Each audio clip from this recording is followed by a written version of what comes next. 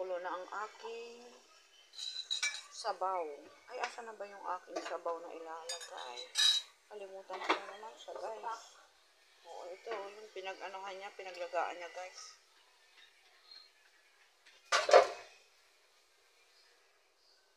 So, ating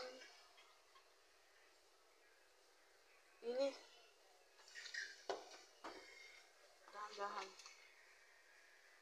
Mabigat. Mga mabagsak.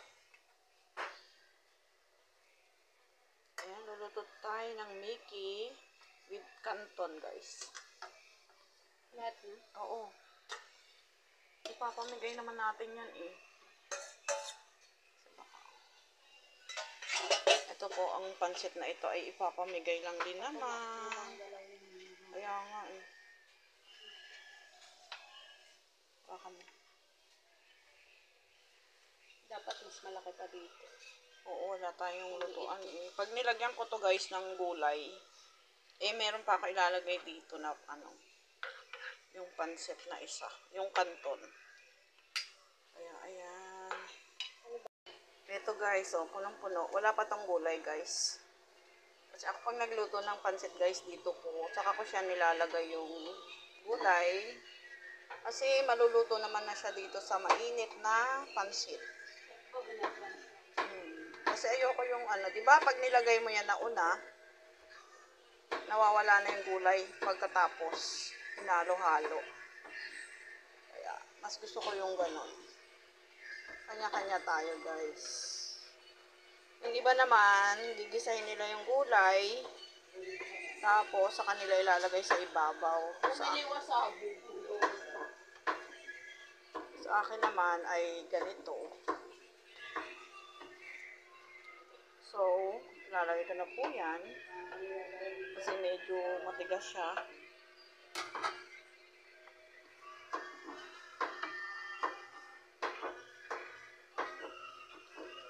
Ano lang, ay ang dami.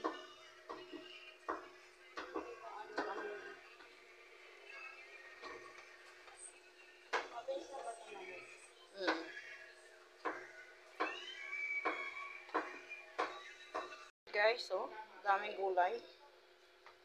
Ayan, ang gulay po nito ay beans at saka repolyo, celery, ayan, at carrots. Ayan, masarap po yung maraming hindi ko po siya mahalo kasi wala akong taga-camera. Hindi ko siya nilagay yung camera ko sa ano, sa aking tripod.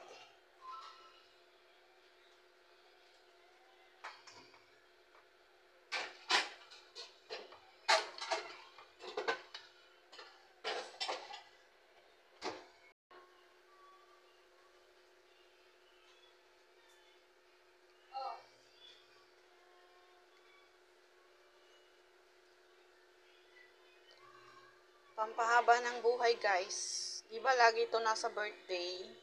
Ngayon guys, ang niluluto ko ngayon ay pansit canton at Mickey. Kasi yung neighbors namin hindi nakain ng bihon.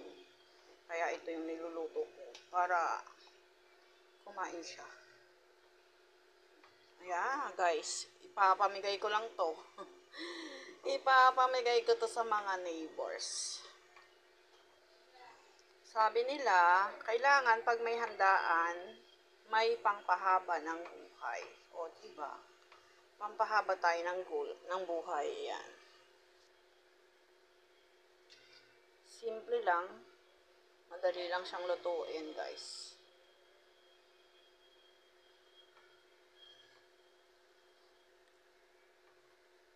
Ayan. Thank you for watching.